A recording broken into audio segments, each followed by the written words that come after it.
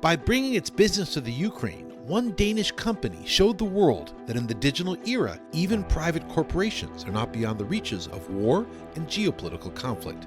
They were attacked by some of the best, fiercest hackers in the entire world. They knew that this thing was going to expand.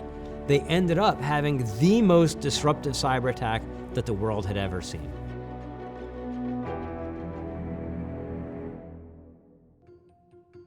In November 2013, Ukrainians took to the streets of their capital, Kiev, to protest the election of then-President Viktor Yanukovych in an event now known as the Euromaidan Revolution. The movement was led by pro-democracy supporters who feared that Yanukovych was drawing the former Soviet satellite back into the orbit of Russia and its president, Vladimir Putin. Vladimir Putin looked at the Ukraine and saw another color revolution on his doorstep. After that, you saw much more aggressive Russian operations. Russia saw the movement as a threat to its regional dominance, just as Putin was attempting to re-establish Russia as a global superpower. To prevent Ukraine's discontent from spreading to its neighbors, Putin decided to intervene and invaded the Crimean Peninsula.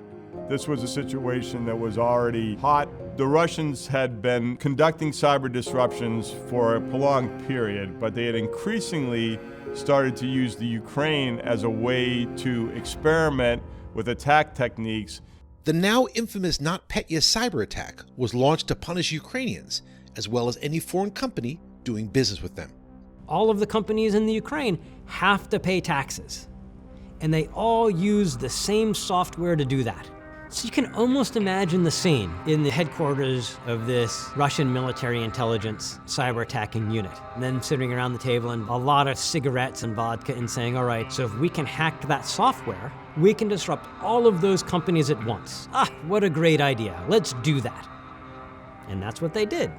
The Russians had gone inside a tax accounting software that every corporation in Ukraine was required to use, and then they loaded that tax software up with this very malicious attack tool.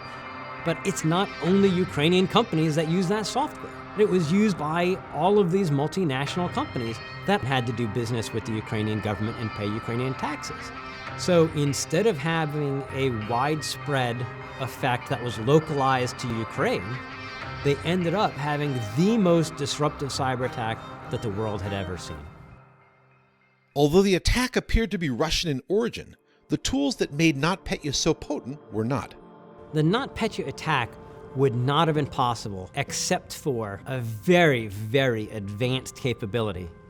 Got stolen or leaked from probably the most elite hacking unit anywhere in the world, the Tailored Access Office at the NSA. The clandestine U.S. intelligence agency known as the NSA had been using a hacking exploit called Eternal Blue for years before a mysterious group calling itself the Shadow Brokers leaked it to the public in April of 2017. So we have this very scary phenomena of nation-state grade tools being out there in the overall ecosystem and other nation-states and criminals using those tools. Now, this piece of software, especially when used in conjunction with other tools that got leaked, was probably the most dangerous tool that we had ever seen on the internet, because it could give access to almost any piece of Windows software. So for the NSA, it was a skeleton key. And once NSA realized it had been stolen, they relatively quickly got to Microsoft to reveal the vulnerability so that Microsoft could put out a patch. Unfortunately, even though everybody stressed how dangerous this was, all of the other companies hit by NotPetya did not patch it in time. Many of Notpetya's victims were unprepared for an attack of this nature, known as a worm. Worm was a kind of cyber attack that would rapidly spread across the internet and through your system and keep you down for days until you could rebuild. Many companies weren't prepared for this old school style attack that comes in and just brings down your company. 10% of the computers in the Ukraine were locked up. The Ukrainian transportation, both aviation and the rail grid, froze up. Hospitals were impacted. There's stories about people not being able to buy food because they couldn't get cash out of ATMs. Companies were impacted across multiple industries. While Notpetya affected companies all over the world, in its aftermath, the spotlight fell to a Danish shipping company. A.P. Møller-Mærsk controlled 1/5 of the entire planet's shipping capacity. Even small disruptions to its operations had an immediate and global impact. Maersk is just a massive company, and without Maersk, the global economy just doesn't work well.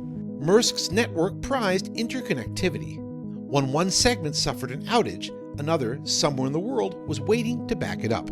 It was a very resilient network for most kind of attacks, except the one that happened with Notpetya. The kind of intercommunication that can be very useful for agility and for a localized backed up was almost a sentence of death to a kind of attack that affected all of them at once. Despite the severity of the attack, if companies like Maersk had simply kept their software patched and up to date, Notpetya might have been contained. Keeping a system completely patched is a very challenging task technically, but if they were fully patched, the virus would not have been able to spread. That vulnerability that got hit had been known about for months, and Maersk had more than adequate opportunity to have patched their computers so they wouldn't have been vulnerable. This attack should only have been affecting those companies that had to pay Ukrainian taxes, and yet somehow it was able to spread and affect port operations in New Jersey. The scale of the crisis experienced by Maersk put even some of the most high-profile corporate cyber attacks in recent memory to shame. This company was effectively paralyzed. They had to not only rebuild their systems, but also they've got massive container ships with thousands of containers that are idled. And Maersk has no idea who shipped those containers, what's in them, or where they need to get to.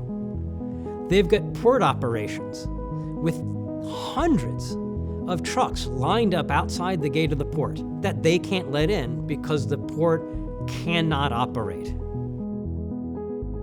Through a massive concentration of logistics, resources, and manpower, Maersk demonstrated an impressive degree of resiliency in the face of crisis.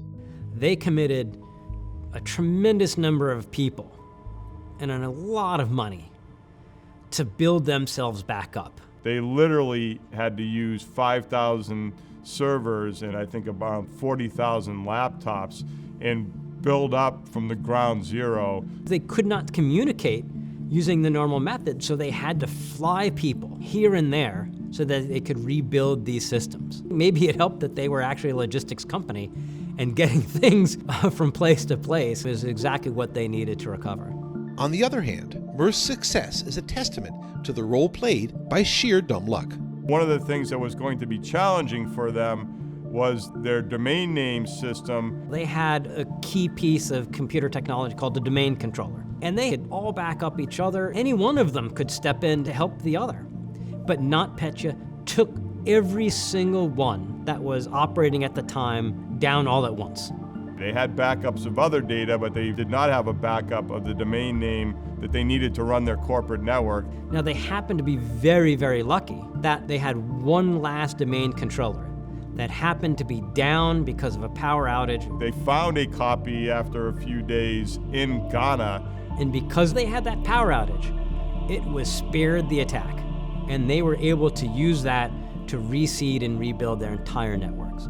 The total economic damage caused by Notpetya was estimated at more than $10 billion. The attack affected companies from Ukrainian banks to Tasmanian chocolate factories to FedEx. Notpetya was soon declared the most destructive cyber attack in history and served as an immensely powerful lesson for the international business community.